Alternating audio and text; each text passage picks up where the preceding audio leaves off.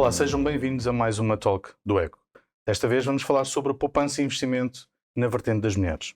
Para nos ajudar a discutir estes temas, temos connosco Carlos Santos Lima, do UBS, Inês Relvas, do Universo, e Natália Nunes, da DECO. Obrigado por terem aceitado o nosso convite. Natália, os últimos dados que temos sobre a taxa de poupança, a taxa de poupança está a níveis históricos, na ordem dos 9,8%, dos valores mais elevados desde dezembro de 2021, mas esta taxa deixa aqui algumas discrepâncias em termos de homens e mulheres. Há um estudo recente da Mastercard, por exemplo, que diz que cerca de 2/3 das mulheres dizem que de facto poupam, mas mais de metade diz que têm que recorrer a essas poupanças para fazerem face às suas despesas. O que é que estes números nos dizem e porquê é que isto acontece desta forma? As mulheres têm alguma mais dificuldade em poupar do que os homens? Diria que sim, têm, porque desde logo partem de uma desvantagem, porque têm rendimentos, têm vencimentos mais baixos e a verdade é que os rendimentos mais baixos acabam por não lhes permitir fazer a poupança, apesar de terem aqui a preocupação com a questão da poupança. Depois existe uma outra questão que é, há muitas vezes dificuldade entre definir o que é economizar e o que é poupar, e muitas vezes falamos de forma errada de poupar como economizar, confunde-se. E as pessoas acham que estão a poupar se gastarem menos. E a verdade é que isso não é poupar, é economizar. E a verdade é que aí as mulheres, eu diria que são peritas a tentar economizar, a tentar gastar menos, porque a verdade é que as mulheres muitas vezes são elas que organizam as compras lá em casa e têm que fazer esticar o dinheiro que têm para todas as compras do mês. E aí elas são muito hábeis na questão de economizar. A questão depois é se conseguem poupar. Apesar de muitas vezes nos dizerem, e estou-lhe a falar do testemunho que nós temos na DECO, das mulheres, até porque são elas maioritariamente que pedem, que dão a cara, que pedem ajuda ou que pedem informação, e muitas vezes elas dizem-nos: nós conseguimos poupar, e depois nós vamos ver o que é que conseguem poupar e o que conseguem economizar. Depois não conseguem destinar um valor para guardarem, para destinarem à poupança. Mas é uma questão só financeira, falou aqui, por exemplo, da disparidade salarial, não é, entre homens e mulheres, ou também é uma questão de falta de conhecimento, de literacia Claro financeira? que sim, isso é uma realidade que eu diria que é quase que transversal a toda a população Uhum. portuguesa. Mas claro que sobretudo nas mulheres, até porque nas mulheres eh, elas também começaram mais, nós Hum. também começamos mais tarde a ter alguma independência, a ter o nosso rendimento, a poder geri-lo, e a verdade é que ainda não temos aqui todos os conhecimentos que, por exemplo, os homens já foram adquirindo, até porque tradicionalmente eram eles que geriam o dinheiro, e muitas das decisões, por exemplo, de investimento ainda hoje continuam a ser deixadas do lado dos homens. Portanto, há também aqui claramente a falta de competências de literacia financeira da parte das mulheres, a par dos baixos rendimentos, que as leva a não ter tanta capacidade de poupança. Ok. Inês, vocês no Universo têm um departamento muito focado para a poupança e para o investimento. Sentem grandes diferenças de hábitos de poupança entre homens e mulheres? São muito parecidos? Ahm, Sim, acho que infelizmente no nosso portfólio nós vemos o produto que temos, tem 30% dos clientes são mulheres, dos subscritores são mulheres, portanto obviamente há aqui uma disparidade. Tem uma realidade curiosa no nosso portfólio de que na verdade as mulheres acabam por até preferir o produto mais arriscado que nós temos níveis de risco diferentes, nós também uma percepção relativa, a diferença não é tão grande. Acho que complementando aqui um tema que a Natália referiu, acho que é muito importante quando nós falamos de porque é que as mulheres de facto têm menos capacidade de poupar, não esquecermos as horas de trabalho não remunerado que enquanto as mulheres continuam a assumir na sociedade, não é? Ou seja, há muitos estudos, né? São mais de 2 horas ao dia de trabalho não remunerado, se nós todos pagássemos às mulheres em geral as horas de trabalho, de cuidar da família, de cuidar seja dos filhos, seja dos pais, seja de familiares com necessidade, na verdade estaríamos a equilibrar muito mais a balança e provavelmente até desequilibrar no outro sentido. Portanto, acho que essa realidade efetivamente não é só o trabalho efetivamente remunerado com rendimentos menores, e que acredito que iremos trabalhar nesse sentido, mas que ainda vemos essa disparidade de 13% em Portugal, mas a verdade é que também há toda a outra parte da balança, e já muitos estudos diziam que são bilhões de euros que nós estamos a perder na nossa economia por não estarmos a remunerar esse trabalho muito crítico para a sociedade, porque alguém tem de o fazer. E acho que nessa vertente também é relevante. No que diz respeito ao nosso produto, eu acho que, mais uma vez, tem muito a ver com a literacia financeira, com a falta de confiança, com a falta de cultura que nós temos em Portugal, não é? Ou seja, o próprio estudo da Mastercard que o Luís falava referia que as mulheres dizem que não é cultura falar-se sobre dinheiro, sobre os nossos pais, as nossas mães não nos ensinaram. Obviamente que estamos melhores do que as nossas mães e do que as nossas avós. Acho que isso ninguém vai dizer que Mas não. acha que é um conceito, essa ideia é especificamente das mulheres ou é uma questão cultural portuguesa? Acho que é Parece-me ser cultural mais portuguesa e desproporcionadamente pior para as mulheres. Ou seja, eu acho que, em geral, as famílias portuguesas falam muito sobre dinheiro, sobre o que é um orçamento, o que é crédito, o que é débito, o que é poupança, o que é investimento, os conceitos que todos nós deveríamos saber desde a escola, não é? E acho que acredito que o mundo, aqui em Portugal, também evoluirá nesse sentido. Mas quando falamos de o típico pai ou mãe, e lá está, como a Natália dizia, se era o pai historicamente que tomava conta do património familiar, depois acabava por não ter também essa proximidade às filhas, não é? De explicar, porque na verdade assumia que esse papel seria dos filhos. E portanto, ou seria o filho, caso tenha o filho, ou será eventualmente o parceiro da mulher, da filha, caso o tenha. E portanto assumimos durante muito tempo essa realidade. E não acho que seja naturalmente, não é consciente, não é por maldade achar que devemos retirar esta informação da esfera das nossas mulheres, das nossas crianças, mas efetivamente por default não está lá essa intuição de explicar os conceitos de débito, de crédito, de poupança, de investimento, porque é que nós devemos, lá está, investir hoje para viver melhor amanhã. O que é que isso significa, que produtos é que existem, que conceitos é que existem, não é? E depois aí ficamos muito no medo, no receio. Não sabemos, não fazemos. Mantemos o dinheiro que temos, o pouco que conseguimos poupar, provavelmente na conta à ordem, ou em produtos Do muito... que sempre ouviu falar. Carlos, a UBS fez um estudo recente sobre uma perspectiva de uma grande transferência de capital nos próximos 20, 25 anos, sendo que grande parte dessa transferência será feita para outras gerações, mas particularmente também numa transferência horizontal para o cônjuge, para a mulher, sobretudo porque vive mais tempo. Vocês sentem esta procura de informação por parte das mulheres, junto de vocês, procurar saber como gerir melhor as suas poupanças, os seus investimentos? Sentem essa mudança de paradigma face, por exemplo, há 5, 10 anos? Claramente, e vimos isso não só nas mulheres, mas também nos homens, ou seja, nos maridos e nos pais. Uma grande preocupação em passar o legado e preparar as pessoas para receberem o dito legado. E isso é notório e galopantemente a crescer nos últimos anos. Nós temos uma área própria só para estudar e acompanhar o que é as finanças para as mulheres. E é engraçado que os grandes impulsionadores são homens, e portanto os homens é que empurram muito a mulher, porque poderá ter que tratar de alguma coisa. Historicamente temos data de que as mulheres vivem mais 5 homens em média que o homem, portanto naturalmente teriam que estar preparadas para isso. E uma grande preocupação com as filhas, uma grande preocupação com as filhas, em dar-lhes não só bases, mas também segurança. E aqui é muito interessante porque falámos em gap e ele existe, nomeadamente nas pensões. A OCDE diz que 26%, há um gap de 26% nas pensões nas mulheres versus os homens, apesar de Portugal aí estar um bocadinho melhor, não ser tão mau. Mas este gap também tem uma razão de ser, que as mulheres trabalham horas não remuneradas, porque as mulheres depois de terem filhos, e isto é um estudo de Harvard também diz isto, que tendencialmente querem trabalhar menos horas.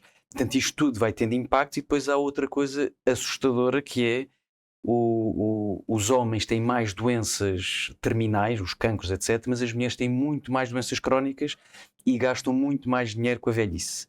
E, portanto, isso faz com que tenham que ter uma preocupação, e têm, e nós também temos estudado isso e vimos que as mulheres têm uma preocupação muito maior em garantir uma qualidade de vida depois da reforma, e, portanto, obrigas a planear. E aqui há uma iliteracia de facto, mas há uma preocupação crescente em adquiri-la. Hoje em dia temos mulheres executivas que já têm isso quase que inato do que foi o seu trajeto profissional, mas temos muitas que, como dizíamos, nunca trataram nada e de um momento para o outro vêm-se viúvas e têm que tratar, ou vêm-se com um divórcio e têm que tratar, e isto é numa geração que historicamente vem do homem que tratava, mas as próximas gerações já não estão com esse chip, e é bom porque isso também está a ser liderado pela geração anterior que está a empurrar para tal, e isso nós temos tido muitas provas de o impacto de fazer estudos, divulgar esses estudos, fazer ações de formação, dar preparação, e o interesse que tem havido para isso é enorme. Nós em Portugal já fizemos um no ano passado, fizemos vários, aliás, só para mulheres, e para além da adesão ter sido muito grande, o tipo de discussão que havia durante as sessões era fantástico. Mesmo muito, muito interessante, porque era todos a somar uns aos outros. Eu recordo num dos estudos feitos por vocês, focam muito a confiança das mulheres, os resultados, nomeadamente... Ou a falta dela. Ou a falta dela, exatamente. O facto mesmo dos resultados, nomeadamente em termos de investimento, mostrarem que as mulheres são, de facto, no longo prazo, melhores investidoras, e mesmo no curto prazo, mas grande parte delas não sente essa confiança. Natália, vocês também sentem isso nas vossas ações de formação? Ou seja, essa falta de confiança, ou pelo contrário, a nova geração já é diferente? Eu diria que estamos a sentir uma alteração do comportamento, da postura de todos, em especial das mulheres. Nós fazemos há muitos anos ações de capacitação para o público em geral, nos últimos anos muito em empresas, para os colaboradores, e a verdade é que estamos a ver as pessoas, se há uns anos atrás quase que falar de poupança era algo proibido, que as pessoas, a primeira reação era não se consegue poupar. Hoje as pessoas querem, em especial as mulheres, querem saber mais do que... claro que querem saber como é que podem poupar, mas querem saber o que é que fazem depois à poupança. Ou seja, procuram soluções, querem soluções. Sim, muita informação. E não se pense também que muitas vezes estamos a falar das executivas. Não, estamos a falar dos colaboradores normais das empresas, os vendedores, os mecânicos. Querem saber informação sobre o que, sim, conseguimos poupar, seja 25 euros, seja 50 euros, seja 1000 euros por mês, mas o que é que vamos fazer a esse dinheiro? Que riscos é que existem? As mulheres querem muito saber os riscos. É um tema que lhes é muito sensível, porque querem estar muito bem cientes dos riscos que estão a ocorrer quando vão aplicar as suas poupanças. Eu posso lhe dizer que ainda aqui há dias estávamos numa ação de capacitação numa empresa, e tínhamos uma colaboradora que a questão dela era perguntar-nos quais eram os riscos que ela corria e qual era o melhor investimento, se deveria colocar num depósito a prazo, e portanto podemos discutir aqui se a rentabilidade de um depósito a prazo, e se é verdadeiramente um investimento ou não, ou se deveria comprar um imóvel para investir. Portanto, isto na minha perspectiva, mostra aqui já, portanto, toda uma atitude crítica de procura de informação, mas também mostra que afinal as mulheres não investem só os 25 euros ou os 50 euros, já fazem investimentos de algum montante. Portanto, está-se a mudar aqui a forma como se encara a questão do investimento, e a verdade, e todos sabemos, e nós da ECO há muitos anos que temos alertado para a questão da falta das competências de literacia financeira, sem dúvida nenhuma, e muito em especial nas mulheres, mas a verdade é que elas também já estão à procura de informação. Isso é uma tendência que se tem notado, não é? É uma tendência que se tem notado, sim. Essa procura por parte das mulheres, o Carlos ainda há pouco estava a falar, também tem vindo através de os homens pais a trazer isso, a fomentar isso, mas as próprias mulheres, as novas gerações, mostram-se cada vez mais capacitadas nesse ponto, e isso é um ponto positivo. Sim, é positivo, e é positivo que até há uns anos atrás, e como estava a dizer, havia ainda a questão de não se falar destes temas, e nós continuamos a ver que a questão do dinheiro continua a ser muito um tabu, e muitas vezes até fonte de vergonha, muitas vezes até não se falar em família, nomeadamente quando existem questões de algumas dificuldades. Isso ainda existe, mas começamos agora a ver, não só das novas gerações, por exemplo, eu devo dizer, tenho um filho de 20 anos e fala-se abertamente entre eles, entre a geração deles, fala-se abertamente da questão do dinheiro, da questão do investimento. Depois aqui a preocupação é onde é que eles vão buscar a informação. Mas isso é outro, exatamente. Mas portanto vemos aqui uma alteração dos comportamentos dos mais novos, mas mesmo das pessoas na faixa dos 40, 50 anos, uma alteração de comportamentos e a olharem já para além da questão da poupança, da questão de como é que vão rentabilizar o dinheiro. Até porque, como estava a ser dito, as mulheres começam a ter percepção de que têm rendimentos mais baixos, têm uma vida mais longa, chega à idade da reforma, o seu rendimento vai baixar significativamente, mas as suas despesas vão se manter e, portanto, elas começam a ter percepção desta realidade e a procurar soluções de como é que podem aumentar os seus rendimentos na idade da reforma. Ou seja, num pensamento até de longo prazo, exatamente, mais calhar do que os homens. Sim. Inês, vocês sentem também esta questão de as mulheres serem mais, digamos, mais conservadoras também, mas também pensarem mais no longo prazo do que os homens? Existe uma grande diferença nesta abordagem da poupança e do investimento?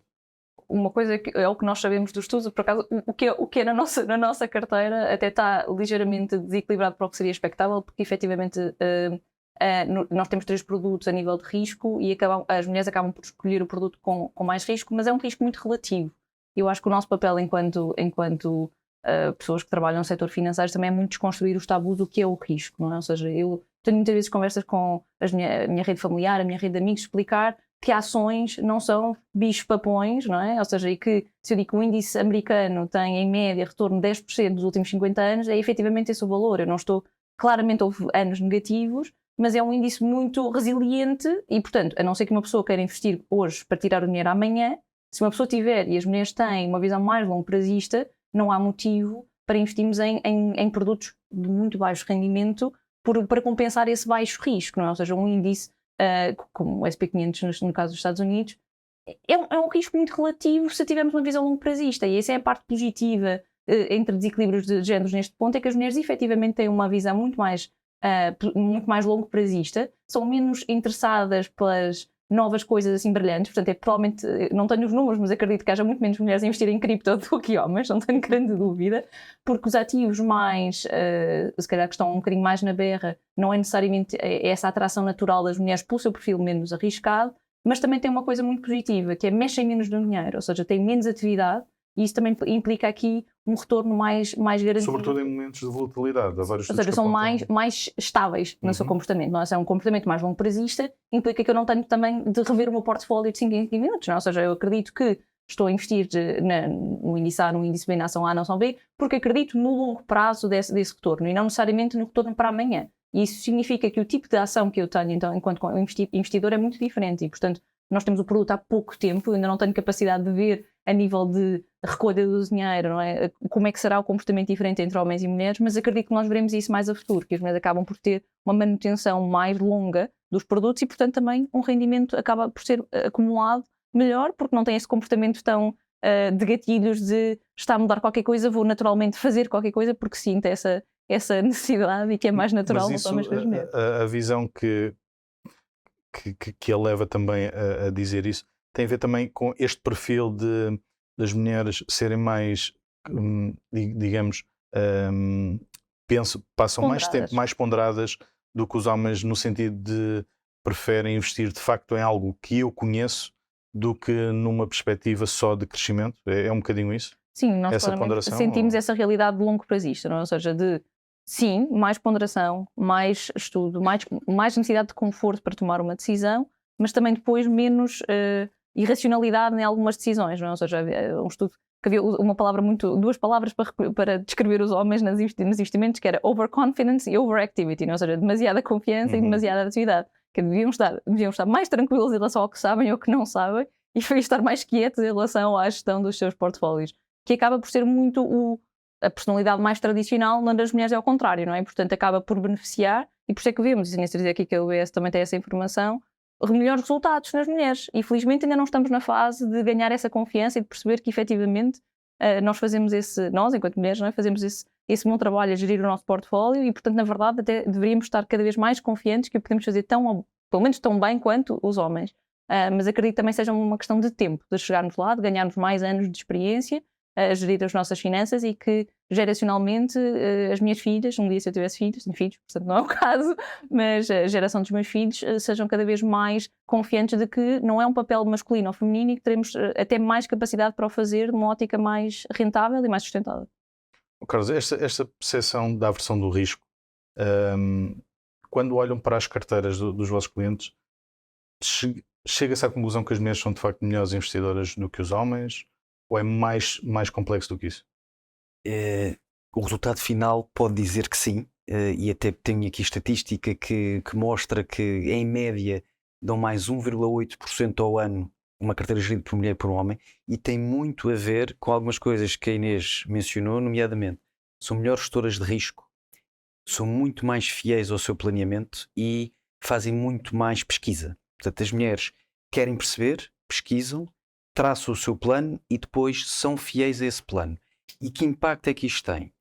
Exercem mais 50% do que os homens os stop losses. Portanto, quando é para vender, se está no planeamento e se havia um stop loss, são fiéis ao stop loss. O homem tem mais tendência a ir pondo um novo stop loss e, portanto, aguentar nesses cenários. Por outro lado, em momentos de pânico, as mulheres, regra geral, vendem muito menos do que os homens. Há 25% de mulheres a vender menos que os homens em momentos de pânico, portanto aguentam. Há outra coisa, os homens são muito mais imediatistas, os homens tendem a olhar para os seus investimentos diário ou semanalmente. As mulheres, há muito menos porcentagem de mulheres que está sempre a olhar, porque como tem o seu dito planeamento e a visão de longo prazo que estávamos aqui a falar, são muito mais fiéis a ele e, portanto, não estão sempre a olhar. E depois, outra coisa, não estão sempre a fazer trading. Os homens fazem, em média, 2 vezes mais que as mulheres de trading, o que também aumenta os custos das carteiras. Portanto, há aqui uma conjugação de custos, que as mulheres são mais sensíveis, e falávamos há bocadinho sobre isso. Há a gestão de risco e há o planeamento e a execução desse planeamento que as mulheres fazem de uma forma diferente. Isto faz com que 1,8% a mais no retorno das carteiras em média, faz com que, se as mulheres, isto é uma estatística assustadora, mas se as mulheres investissem ao mesmo ritmo que os homens, haveria mais 1,8 trilhões de riqueza no mundo, só pelo impacto do que era esses investimentos. E, portanto, eu diria que é um movimento que está a acontecer, e por isso temos uma área só dedicada a isso, porque é uma coisa que está a acontecer e tem que ser dado bases e informação para ajudar nesse processo. Mas, como falávamos, nós previmos que em 2050 50% da riqueza mundial estará nas mãos de mulheres e em algumas regiões será 70%. E, portanto, as mulheres vão ter que lidar com isto e, portanto, temos 25 anos pela frente para poder preparar isto, conjugado com a mudança geracional que também sabemos que vai acontecer nos próximos 15 anos e que vai acelerar este processo. Então, tomando pelas suas palavras, basicamente as mulheres fazem tudo by the book, de acordo com as boas normas do investimento. Em termos médios, as mulheres estudam mais, traçam um plano e são fiéis a eles. E, portanto, acabam por fazer by the book, mas atenção que o by the book pode não ser o meu book. Ou seja, há um planeamento que é pessoal e aqui nós, por exemplo, no banco, nestes casos, ajudamos a fazer esse planeamento que tem como objetivo cumprir determinadas necessidades futuras. Portanto, e isso pode diferir de mulher para mulher, portanto, mas são fiéis ao seu planeamento e ao seu book, neste caso. Então, de acordo também com essa lógica, ou seja, melhores resultados, a transferência nos próximos 20, 25 anos, uma grande transferência de riqueza para a mão das mulheres. Também, através de um estudo vosso, também diziam que as mulheres sentem-se mais confiantes quando esses investimentos têm impacto social na sociedade. Que perspectivas é que isso pode significar também para a sociedade em geral? Ou seja, bons investimentos, melhores investimentos, é positivo? Eu penso que os impactos são, em primeiro lugar, mais procura pela informação e, portanto, há cada vez mais um interesse e que vamos mudar culturalmente esta coisa de que só os homens é que tratavam. Hoje em dia, trata quem tiver que tratar, não interessa se é homem ou se é mulher, isto não é um tema feminista, é mesmo de quem tiver que o fazer vai ter que o fazer. O que vimos é que há um interesse crescente em ter essa informação, há um interesse crescente em ganhar essa dita confiança e tem-se conseguido. E com esta passagem de testemunho vai haver uma necessidade de pôr isso tudo em prática, sem dúvida. Ou seja, o ponto central de tudo isto também passa por literacia financeira, Natália. de que forma é que este tipo de conhecimento pode chegar, não só às mulheres, eu gostava, no final do dia, somos todos, e os rankings da literacia financeira de Portugal mostram constantemente, Portugal está constantemente na base dessa tabela, ou seja, um efeito muito negativo. Como é que isso pode funcionar para bem das mulheres, também para bem dos melhores, dos homens e da economia em geral? Eu diria que era apostar verdadeiramente na literacia financeira. Isso significa o quê? Significa introduzir verdadeiramente a literacia financeira nos currículos escolares. É verdade que já é trabalhada, e temos os reguladores, o Banco de Portugal, a CMVM, a Autoridade de Supervisão de Seguros, a trabalhar a questão da literacia financeira. Alguma coisa já foi feita, mas é preciso fazer muito mais. Neste momento nós temos a nível do ensino básico a literacia financeira a ser trabalhada na disciplina da cidadania, a par de muitas outras disciplinas, outras matérias, a questão do consumo, do ambiente, tudo é trabalhado, fica também ao critério da própria escola, do próprio professor trabalhar esta matéria, e a literacia financeira tem que ir, para além disto, tem que ser trabalhada em todos os anos escolares e até de uma forma transversal. Portanto, isto obriga não só a introduzir a literacia nos currículos do ensino, mas obriga também a que haja aqui competências depois da parte dos professores para poderem transmitir esta informação. Porque aquilo que nós vemos também é muitas vezes os professores neste momento a não terem ainda as competências para poder trabalhar estas matérias. É verdade que estamos a falar aqui em introduzir, por exemplo, no primeiro, segundo ano, terceiro ano e por aí fora até o 12º. Portanto, isto significa que não vai dar frutos de imediato. Mas a verdade é que a aposta tem que ser feita, porque é assim que se vai conseguir verdadeiramente que esta matéria deixe de ser tabu, que toda a gente tenha aqui competências de literacia financeira. E já que estamos aqui a falar de investimento e de poupança, claro que eu, enquanto DEC, fico muito satisfeita de ver as pessoas a conseguirem poupar, mas fico muito descontente por vê-las que conseguem poupar e depois deixam o dinheiro nos seus depósitos à ordem. Isto é claramente um indicador da falta de competências de literacia financeira por parte das pessoas. Porque a verdade é que estão todos os dias a perder dinheiro, e muitas vezes um dinheiro que foi conseguido com tanto sacrifício. Mas isto só se altera se houver aqui uma verdadeira aposta na literacia financeira e introduzir nos currículos escolares, e não da forma como está neste momento. Recentemente a União Europeia fez uma recomendação de que a literacia financeira fosse introduzida a partir do primeiro ano. Primeiro ano, sim. De facto, existem conceitos diferentes, não se vai ensinar a preencher um IRS a uma criança do segundo, terceiro ano, mas é ao longo deste percurso escolar. E do ponto de vista dos privados, Inês, o que é que os privados podem... Nós falámos, a Natália aflorou aqui o tema de algumas formações em empresas. Como é que os privados podem potenciar ou trazer mais conhecimento financeiro às pessoas? Sendo eu uma empresa também parte do grupo Sonai, em 50%, eu posso vos dizer que é uma preocupação muito grande dentro do grupo também passar essa literacia financeira aos seus colaboradores e ajudá-los a compreender quais são as melhores decisões para o rendimento que têm, que tipo de conceitos, que tipo de benefícios. Na nossa altura falávamos de termos benefícios como os cheques de infância no nosso contexto, e que há muita gente que não conhece e não usa. Não há motivo nenhum, se tiver de pagar a escola do filho, para não usar esse tipo de benefícios. E, portanto, eu acho também que faz muito parte do papel de qualquer empregador passar essa informação aos seus colaboradores.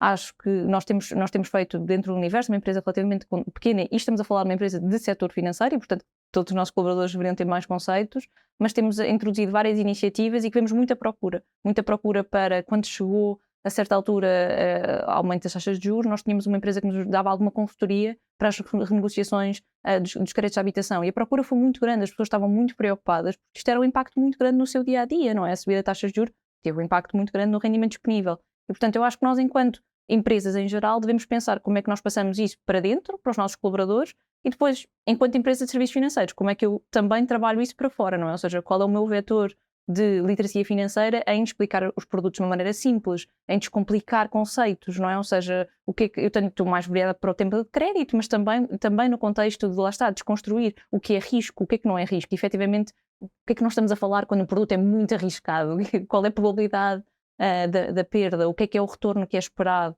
um bocadinho desconstruir estes conceitos para ajudar as pessoas a sentirem-se mais confiantes e não deixarem o dinheiro uma conta à ordem, não é? Ou seja, que é verdadeiramente um desperdício e que não nos valerá a nenhum de nós, e acho que todos também temos de ter consciência que cada vez mais da necessidade maior de planeamento da nossa reforma e da incerteza que novas gerações também terão do apoio do estatal em relação a esse ponto, e portanto temos claramente de começar uma literacia financeira cada vez mais cedo, porque também será mais necessária em alguns pontos, e portanto eu acho que há uma dúvida, e por aqui pode ser um desafio para a DECO. Eu, enquanto mãe, tenho 2 filhos pequenos, eu não sabia muito bem como começar a explicar estes conceitos e com que idade. Tive a andar muito tempo a procurar na internet, não é? Ou seja, só para falar um bocadinho de como é que eu começo a explicar conceitos ao meu filho de 4 anos, não é? Não preciso esperar pela escola, espero que a escola um dia garanta esses conceitos, mas como é que nós, famílias, também desconstruímos estes conceitos? Como é que eu falo de quanto é que eu recebo, quanto é que eu poupo, qual é o rendimento dos pais, o que é expectável, como é que nós planeamos para umas férias, como é que planeamos para alguma coisa que queremos comprar? E, portanto, muito cedo, começar a ter estas conversas à frente dos meus filhos, para isto ser muito natural e eles um dia não ficarem surpreendidos qual é o rendimento dos pais ou não é o rendimento dos pais, ou se os pais estão com dificuldades financeiras. Isto não deveria ser um tema tabu também dentro das famílias, e acho que ainda é um desafio grande, pelo menos para mim enquanto mãe, não sabia como abordar estes temas, e portanto também senti que a sociedade ainda não está muito bem a ajudar estes pais novos que acho que procuram essa informação. Como é que nós devemos começar a abordar estas temáticas com os nossos filhos? Carlos, o UBS é uma instituição suíça onde o dinheiro sempre foi um conceito bastante falado, não é? Com uma cultura portuguesa, estes pontos que estão aqui a ser levantados, que desafios é que isto tem na nossa sociedade e como é que podemos aprender com essa sociedade mais desenvolvida do ponto de vista de falar de dinheiro? É algo que poderia mudar, francamente, todo este conceito?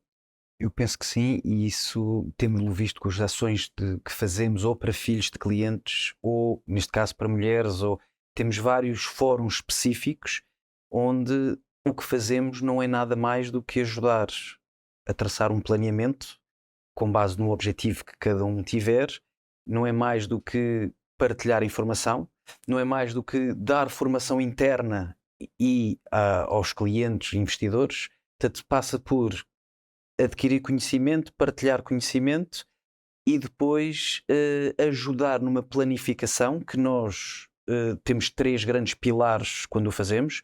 Temos o pilar da liquidez, que é o que é necessário para os primeiros 3 anos.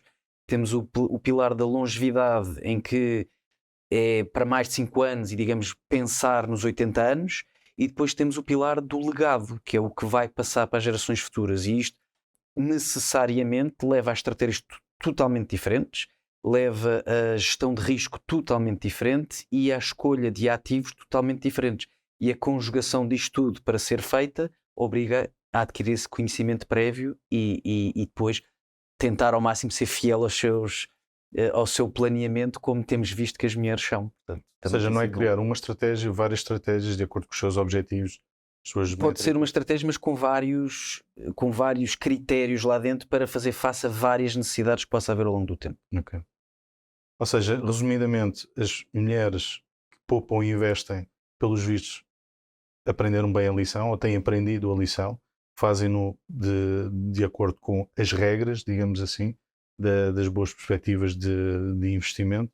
Aqui a questão é trazer ainda mais conhecimento e combater algumas desigualdades de paridade, por exemplo, para potenciar ainda mais a poupança e o investimento das mulheres e depois a sociedade como um todo. Obrigado pela vossa colaboração e obrigado por ter assistido. Até uma próxima.